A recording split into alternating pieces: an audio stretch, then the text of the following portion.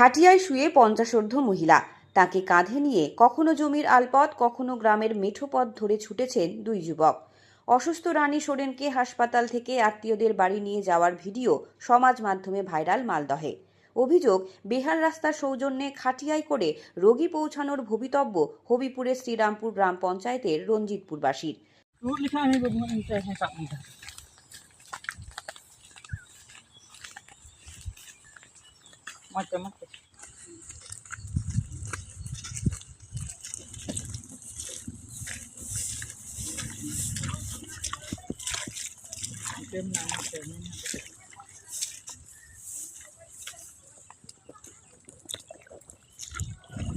গত 2 বছর আগে হবিপুরের প্রতিবেশী ব্লক বামনগোলার মালডাঙ্গায় অসুস্থ মামনি রায়কে বেহাল রাস্তায় খাটিয়ায় হাসপাতালে পৌঁছানোর পথেই মৃত্যু হয়েছিল। হবিপুরের রাধাকান্তপুর গ্রামের বেহাল রাস্তার কথা দেখানো হয়েছিল এনএইচের পর্দায়। এবার বেহাল রাস্তার ছবি দেখা যায় রঞ্জিতপুরেও। গ্রামে প্রায় 1200 ভোটার রয়েছে। একটি করে প্রাথমিক স্কুল, অঙ্গনওয়াড়ি কেন্দ্র রয়েছে। পেট্রোলগড় সীমান্ত থেকে রঞ্জিতপুর পর্যন্ত প্রায় 1.5 কিলোমিটার রাস্তা এখনও মাটির রয়েছে।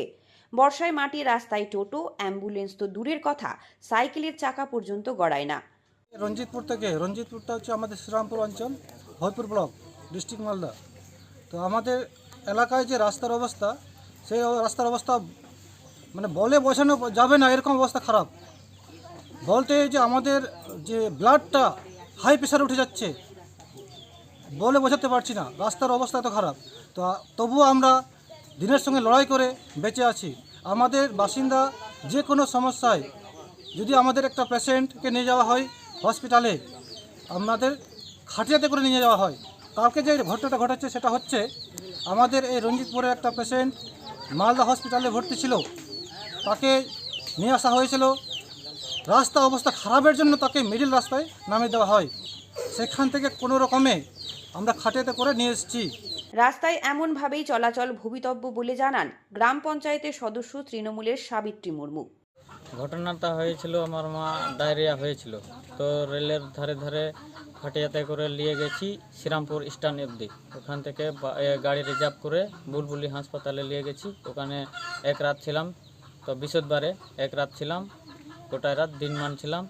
ওই সন্ধ্যা 6টার দিকে ট্রান্সফার করলো, ওখানে ট্রান্সফার করে মালদা পাঠিয়ে দিল। মালদাতে এক রাত 7টার দিকে ভর্তি নিয়েছে, গোটায় রাত ছিলাম। তো দিনমান ওই 12টা অবধি ছিলাম। তো 12টার সময় করেছে, ওই ছুটি দিয়ে দিয়েছে। ছুটি দিয়ে ওখান থেকে গাড়ি রিজার্ভ করে, গাড়ি অ্যাম্বুলেন্স তো দেয়নি, তো গাড়ি রিজার্ভ করে চলে এসেছি। তো বাঁ রোড দিয়ে চলে এসেছি পেট্রোল ঘরে অবধি। আর এদিকে গাড়ি আসে না, রাস্তা খারাপ, খুবই খারাপ। খাটিয়াতে করে ফের আবার ওকে নিয়ে আনি বাড়িতে। রাস্তা সংস্কারে উদ্যোগী হয়েছেন প্রশাসন, আশ্বাস দিয়েছেন প্রশাসনের কর্তারা। এখন দেখার কবে পাকা রাস্তা পান রঞ্জিতপুরবাসী।